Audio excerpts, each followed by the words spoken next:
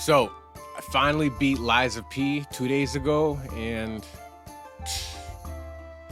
I'm like so blown away by this game. Like, I've honestly, out of all the Souls games, if I'm making a tier list, for me, it definitely has to be Bloodborne, Elden Ring, Demon Souls, Dark Souls. But wait, what did I say? Bloodborne first. I think I'm gonna put Lies of P second. Actually, no. Bloodborne, Elden Ring, then Lies of P for me. Oh, wow. First, the combat. Combat was good. It was amazing and fluid. They didn't really change a lot out of the other Souls games. The one thing, I guess you would call it, the gimmick in this is what was different about the other games in this for combat is you had your left arm was the Legion arm. So that was either gonna be you can have a shield, you can have you can make like a detonator, you kind of have like a like a Mega Man rocket launcher, an electric arm, and an arm that throws fire, the Flamberg. But the best arm would be the puppet string. And if you're watching this before you play, I'm telling you, get the puppet string and level it up to the max, because then you get this crazy, like you pull into them, then you dive into the air and slash down on them. And if you do enough damage and then follow up with that, they're automatically staggered. I love it. It helps out tremendously with bosses. But the characters, I thought the characters were I thought they were great. My only gripe, I thought Vanini talked a little too much, but I still loved his like Italian, or everything about him. It was dope. I also did like what's her name? The girl who the Asian girl who fixed our weapons, Bernice, something like that. I can't remember, but who else? Just everybody that was in the hotel. I really thought, like, while I was playing this game, it's fun. You can definitely tell they took things from Bloodborne. Like when you're in the first Central Krat area, or actually I think on Rosalia Street. Yeah, Rosalia Street. Right when you're in the beginning streets, you go up this ladder, you keep going straight, and you make a right and you jump down, and there's some of the building, the windows, they're lit up, and if you go up to them, you can talk to the people there. And it's just like Bloodborne. They're infected with the petrification, so they're slowly dying, but they ask you to do them like a small favor, the side quests in this. So I like that. That just reminded me a lot of Bloodborne with everything that was going on in the city.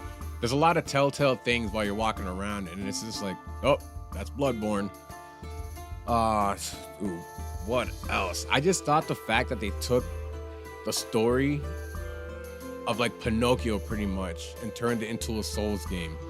And it's funny, before I talk about the end, when they started with this, me and everybody, especially if you guys aren't a follower of Maximilian Dude on YouTube, go ahead. Guy's amazing. He's like the only guy that I follow.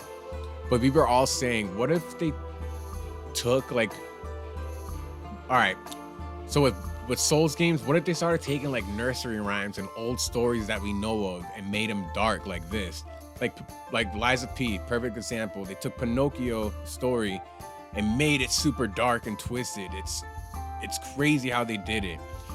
And then we were just thinking, like, what if they just keep on doing this? What if they do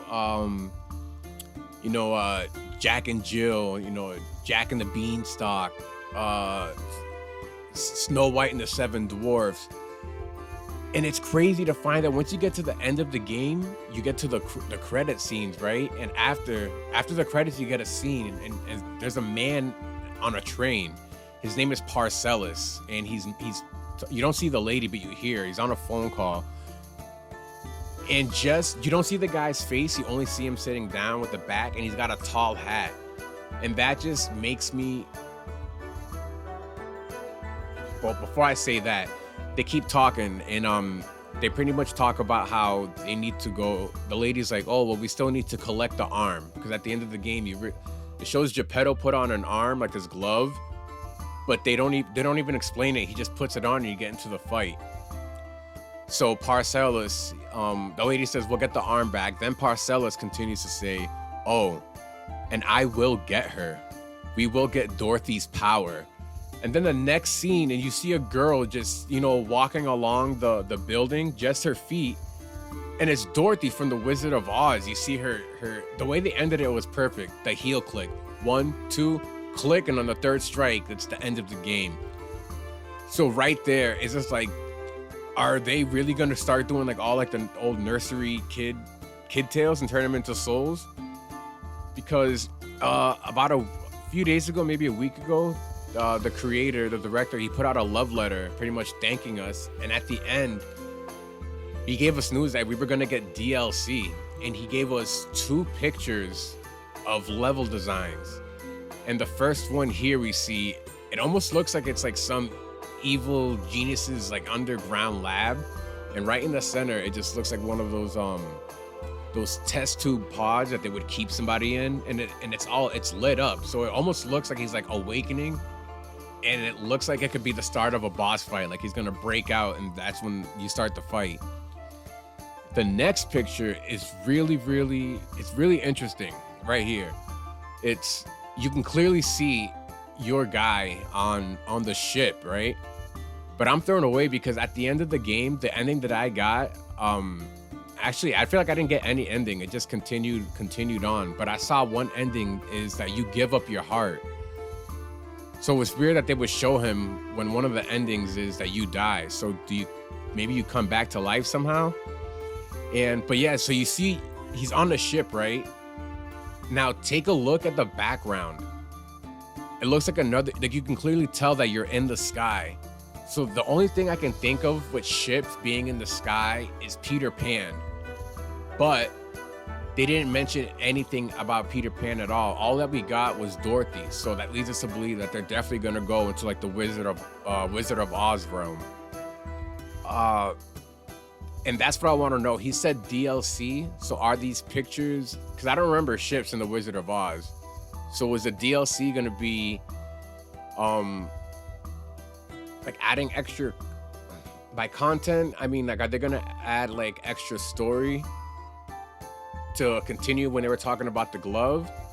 Or is the DLC gonna be Dorothy and the whole Wizard of Oz thing? I would really love it if he did DLC, but it wasn't Wizard of Oz. Like Lies of P 2 should be the Wizard of Oz, and then we go on from there. But yeah, this game was I was just in awe of this game. Oh, especially the music. I think my favorite, I haven't got all the records yet, but my favorite record is Fascination by, what's her name? Something Barsoni. Oh, Harley Barsoni. I think that song came out in like 1970s. And just like when he put it in, when you get to that level and it's playing, I just like fell in love. I don't even understand the words. It's in super French, but it's beautiful. It's a great record. A lot of the music that they put in there, a lot of the records are actually pretty good, but Fascination is top, easily my favorite record. I love it. But yeah, so it's just cool to see that they're gonna go into the Wizard of Oz. From these pictures, it's kind of hard to tell from the lab one, but being on the ship, all I can think about is Peter Pan. Those are my guesses. I want to know what you guys think. Go down below so we could talk about it, and don't stop gaming.